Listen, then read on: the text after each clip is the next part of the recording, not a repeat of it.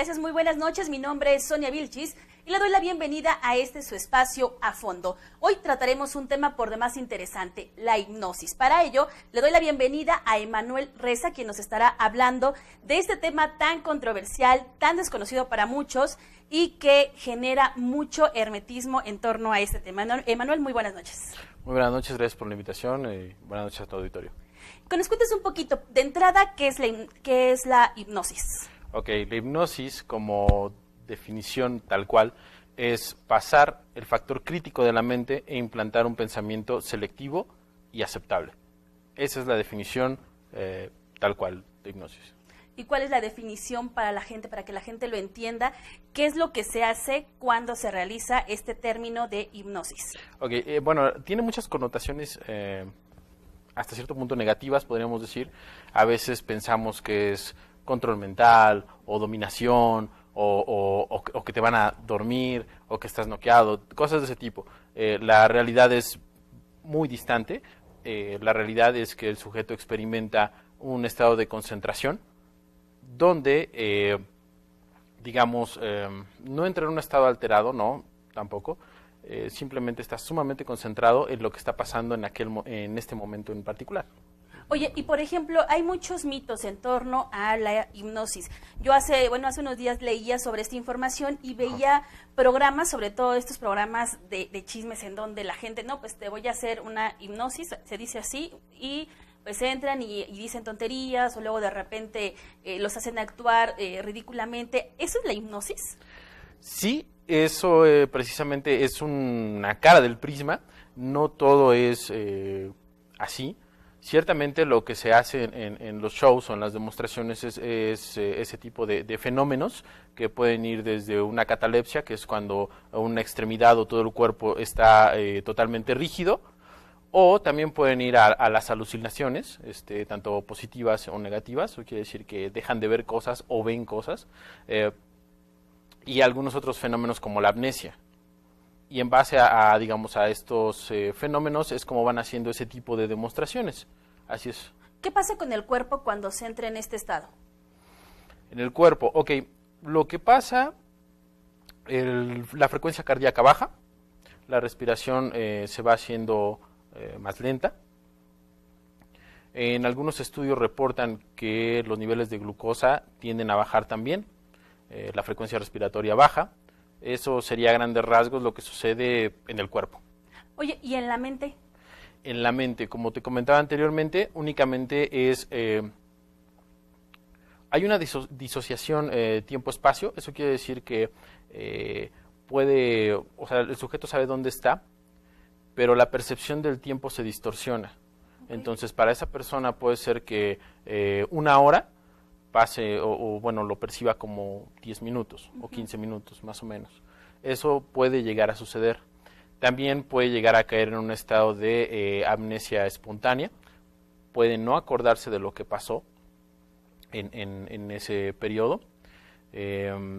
Y como te comentaba, está totalmente consciente. En ningún momento la persona pierde la conciencia de dónde está o con quién está o se va a otro lado, como a veces se plantea. Simplemente está en ese lugar, está concentrado en lo que la otra persona le está diciendo. Eso es lo único que pasa. Se puede, en algunas lecturas que hemos tenido, y mucha gente tal vez se preguntará lo mismo, cuando uno está bajo este efecto, ¿podemos hacer cosas que no queremos hacer? Sí, eso es muy importante. No se puede hacer nada en contra de la moral, en contra de la religión, de la vida o de la ética personal. Entonces eso queda totalmente fuera del panorama. Lo que vemos en los espectáculos es, propiamente tal vez la persona no se comporte así en su día a día, pero lo que vemos ahí no es 100% hipnosis, o sea, es un conjunto de hipnosis, de un poquito de histeria masiva y un poquito de exhibicionismo. Es por eso que se dan esos fenómenos tan marcados, vaya. ¿Hasta qué punto ya es exhibicionismo? ¿Hasta qué punto tú como experto dices, bueno, ya hasta aquí ya no tiene nada que ver con lo que es el tema ético, con lo que es un tema cultural? ¿Hasta qué punto ya marca la diferencia? Yo creo que marca la diferencia en el momento en el que se pierde, digamos, el respeto por la otra persona, en el sentido de que se minimice o que se ridiculice a la persona que está al frente. Yo estoy a favor de las demostraciones, estoy a favor de, inclusive de los shows, pero siempre cuidando el buen gusto.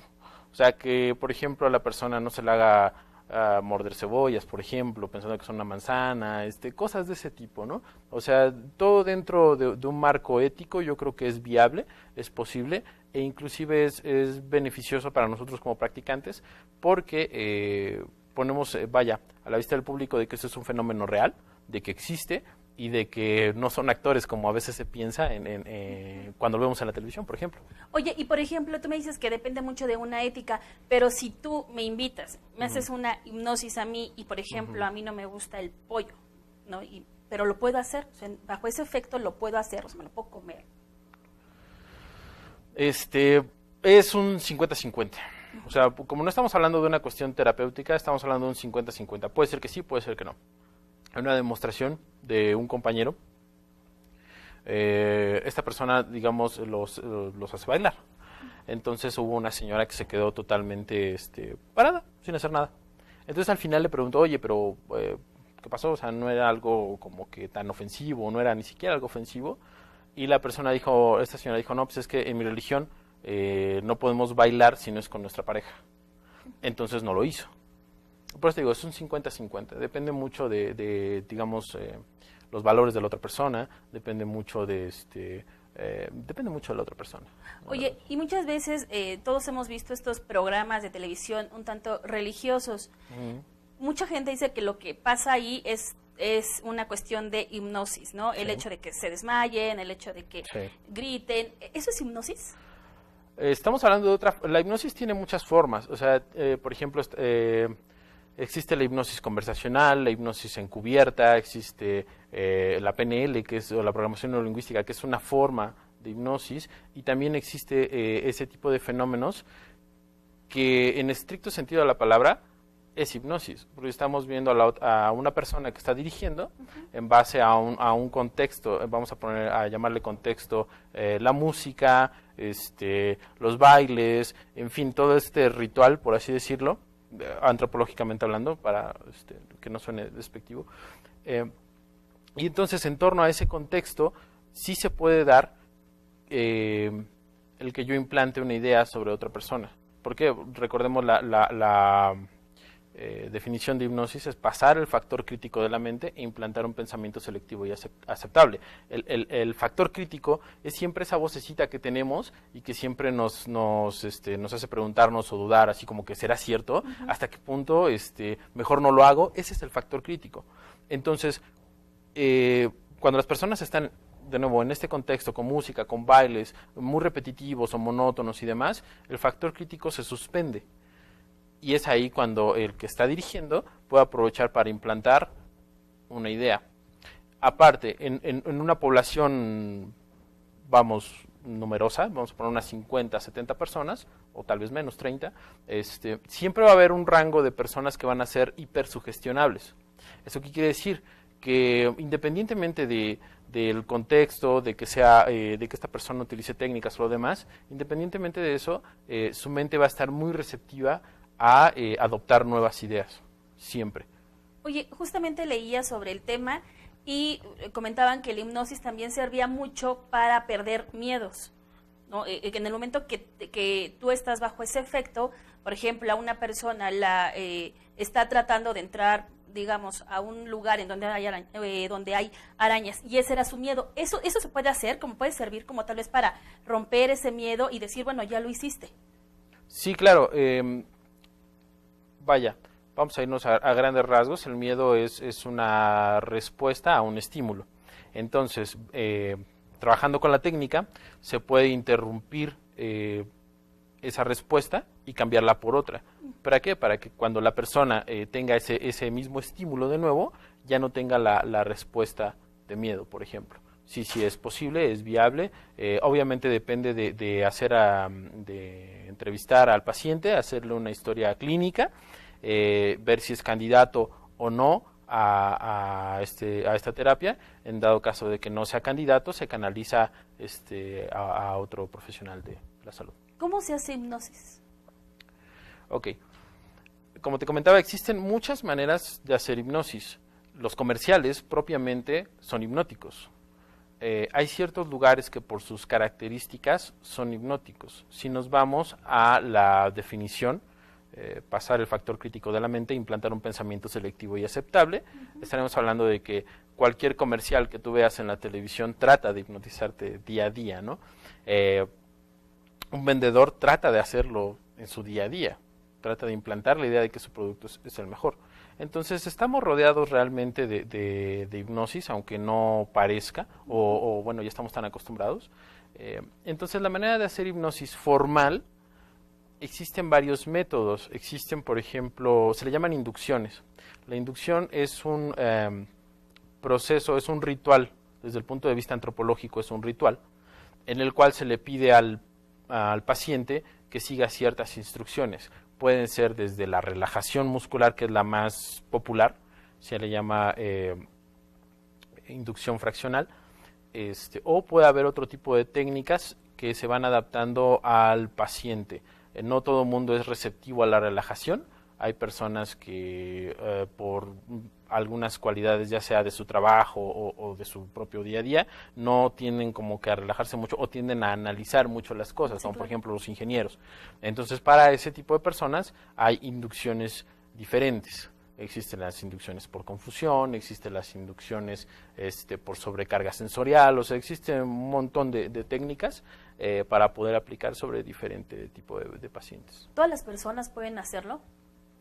Todas las personas pueden hacerlo, sí, siempre y cuando reciban un entrenamiento. Propiamente la hipnosis no se enseña en las universidades como una materia curricular, por lo menos en México, Latinoamérica.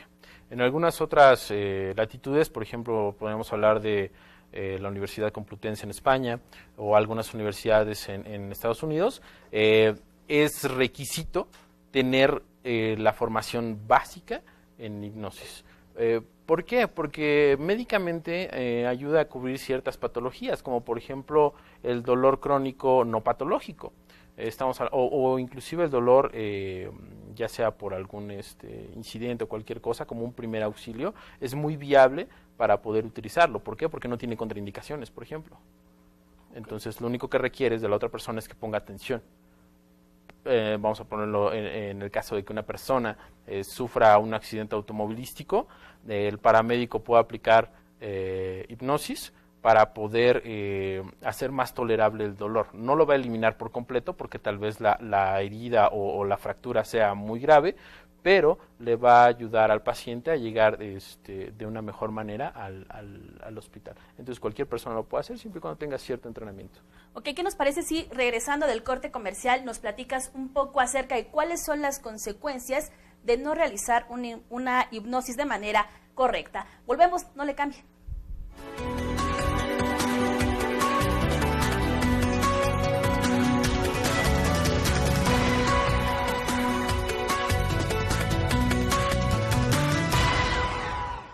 Y de repente ya no tienes prisa. El estrés desapareció. Porque el rediseño del nuevo Nissan Altima ofrece una mejor experiencia al interior de la cabina, un performance excepcional y la más alta tecnología. Encendido remoto de motor, Safety Shield, motor de 3.5 litros y 270 caballos de fuerza. Nuevo Nissan Altima 2017. Aquí empieza lo mejor.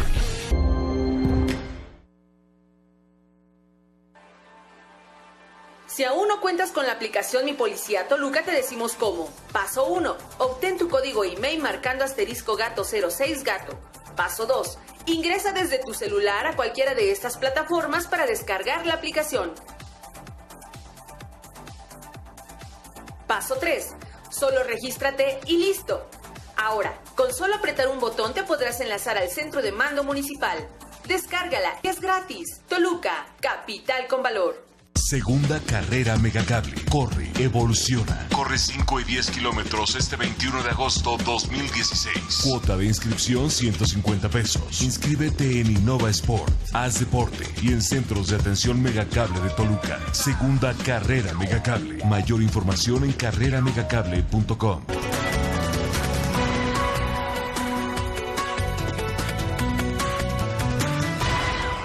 Gracias por continuar con nosotros en este su programa A Fondo. Justamente nos encontramos con Emanuel Reza, quien nos está hablando acerca de la hipnosis. Emanuel, justamente nos comentabas, y en este tema te quisiera preguntar, ¿cuáles son las consecuencias de no realizar un ejercicio de manera oportuna y bien hecho?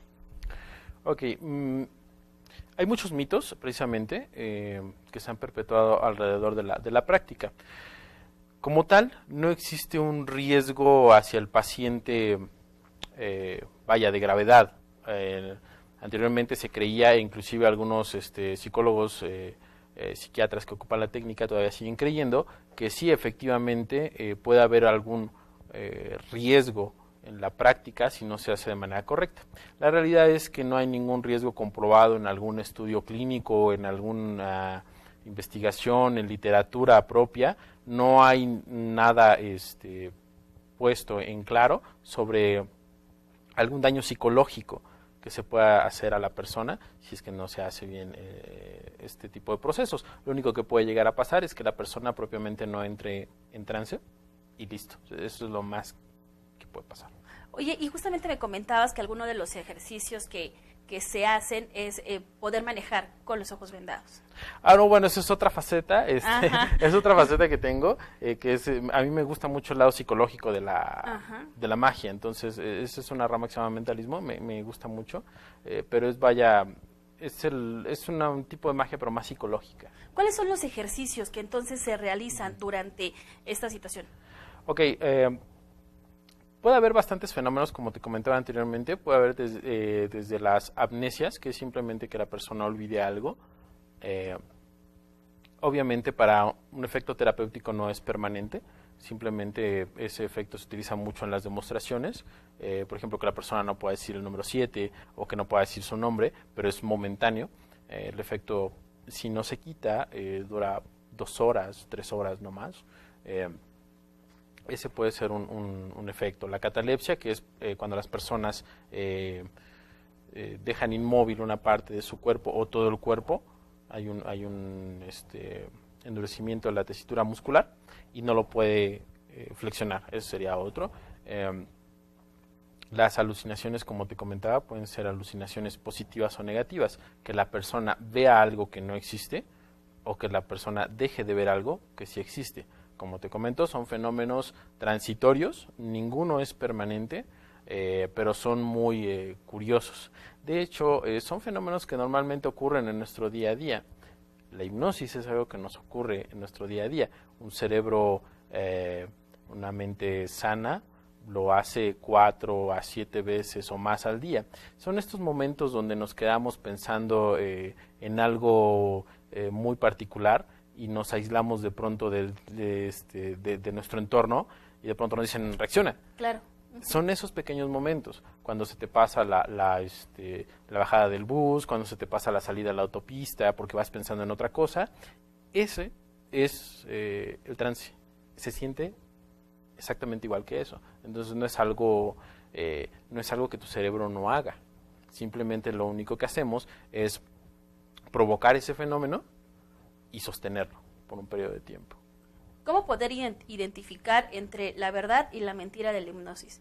¿En qué momento podemos nosotros ver en televisión y decir eso es verdad o lo que yo estoy viendo es verdadero? ¿Se puede saber eso? Solamente si se tiene, digamos, un ojo como muy entrenado. ¿Por qué? Porque hay una premisa básica en la hipnosis. Si una persona no quiere ser hipnotizada, no se puede forzar a esa persona, o sea, por ningún medio. Entonces, si las personas que están de voluntarias en ese momento no quieren, van a fingirlo, ¿okay? Entonces, pero se necesita, digamos, mucho ojo para determinar qué fenómeno está siendo real, cuál no, y cuando entiendes la mecánica de cómo funciona, ya puedes decir, esto no puede ser real porque previamente tuvo que haber hecho esto. Entonces, sí se puede saber, pero sí se requiere cierto entrenamiento para poder verlo. Oye, Manuel, y justamente hablando de este tema, ¿en dónde podemos encontrarte? ¿Dónde podemos saber más acerca de este tema? Bueno, está en mi página de Facebook, que es Emanuel Hipno Coach, y vamos a tener una serie de pláticas. La primera va a ser aquí en Toluca, la primera va a ser el día 23 de agosto a las 7 de la noche en el Salón Nisu, que está juntito del Salón Rojo, aquí en Toluca. ¿Qué es lo que la gente va a ver ahí? ¿Qué es lo que la gente va a ver? Está enfocado a gente de negocios. De hecho, el título es el secreto del poder subconsciente en los negocios. Muchas veces el que no crezca un negocio es porque la mentalidad del dueño del negocio lo impide, no porque no haya las condiciones. ¿Okay? Si fueran las condiciones, la competencia no crecería. Claro. Entonces, cuando nosotros quitamos, digamos, ese proceso mental o lo optimizamos, podemos llevar un crecimiento constante en nuestro negocio también. Wow, ¿eso cómo se podría lograr? Es en base a una serie de técnicas que se comparte. La mecánica es la siguiente. Se reúnen las personas y de ahí seleccionamos a las personas, a los voluntarios que quieran pasar al frente y les mostramos cómo las técnicas van funcionando para cambiar creencias, para controlar estados emocionales, para ver oportunidades, etcétera, etcétera. Es algo que puede sonar a lo mejor hasta cierto punto como metafísico, pero no tiene nada que ver ni con religión, ni con esoterismo, ni nada de eso. Es pura ciencia aplicada. Sí hay una diferencia entre todo este tema de esoterismo y cuestiones de ese tipo. ¿Cuál es la diferencia que hay? La diferencia, bueno, lo que pasa es que hay personas que le han dado esos tintes o esos matices, ¿no? Por ejemplo, cuando vamos a las clases de meditación guiada, realmente es hipnosis. Es el mismo proceso y se siente exactamente igual. Las personas que hacen meditación después de su clase de yoga, es hipnosis, es autohipnosis. Entonces, sí se ha permeado de varios tintes, tiene varios tintes, pero no deja de ser un proceso replicable, un proceso con sus pasos, y cuando tenemos ese concepto, deja de ser esotérico y se convierte en una ciencia, porque, digamos, si yo enseño los pasos de cómo se hace, y si otra persona lo puede replicar, bueno, esa es la premisa básica, una de las premisas básicas del pensamiento científico, que se pueda replicar. Oye, justamente me decías que para hacer hipnosis se necesita estar preparado. ¿Qué tan preparado tiene que estar una persona para poderlo hacer de una manera profesional? Bueno, si hablamos de una manera profesional, término profesional, que se le remunere por eso, depende de qué nicho va a estar trabajando. Si es únicamente el nicho del entretenimiento, la verdad es que la preparación es muy simple, muy básica, tal vez un workshop de un fin de semana y listo, o sea, no requiere más. Si va a ser por otro lado la cuestión de hacer coach o la cuestión de hacer terapia, ya requiere un poquito más de entrenamiento y es muy variado. Puedes tener entrenamiento desde unas 40 horas hasta un entrenamiento de 200 horas. Depende mucho de la escuela, depende mucho de la carga de materias que se lleve, depende mucho. Me dices que en México no hay como tal un lugar en donde estudiarlo, donde la gente que esté interesada en dónde podría o a dónde podría acudir. Sí hay lugares donde se pueda aprender. Están surgiendo escuelas. Eso es algo muy bueno porque están poniendo sobre la mesa a este conjunto de técnicas, pero ya revisando la currícula, pues hay que ser muy selectivo, ¿no? Como en todo en el ámbito de las universidades, preparatorias, cualquier tipo de empresa que se dedique a enseñar, pues hay de todo, ¿no? Están los buenos, los más o menos y los malos. Entonces, de igual manera, pasa con esto. Hay lugares buenos y hay lugares pues no tan buenos, depende. ¿Y cómo lograr diferenciarlos? Normalmente en la tira de materias que dan, el volumen de horas y si ofrecen prácticas, o sea, que no nada más practiquen con sus compañeros, sino que salgan o tengan algún convenio con alguna clínica, o que dentro de la misma escuela tengan prácticas clínicas. Podríamos decir que estaría muy completo su aprendizaje. ¿Cómo podría la hipnosis ayudar a la ciudadanía para tener pues una población más sana, una población menos estresada? ¿Cómo podría ayudarnos esta disciplina para tener una sociedad más integrada? Ok, una realidad es que somos lo que pensamos. Entonces, si siempre pensamos en problemas, nuestra vida va a ser un problema. Y no porque per se estemos rodeados de ellos. Pero hay un mecanismo en nuestra mente que se llama atención selectiva, que nosotros vamos alimentando día a día. Entonces, este mecanismo, al tener o al estarme repitiendo ciertas cosas o al estar pensando ciertas cosas con regularidad, este mecanismo se activa y me empieza a mostrar únicamente lo que va acorde con eso. Es como un filtro. Nosotros no podemos procesar toda la información que existe en nuestro medio. Necesitamos filtrarla. La filtramos en base a nuestras creencias, a nuestros valores, y con eso vamos filtrando.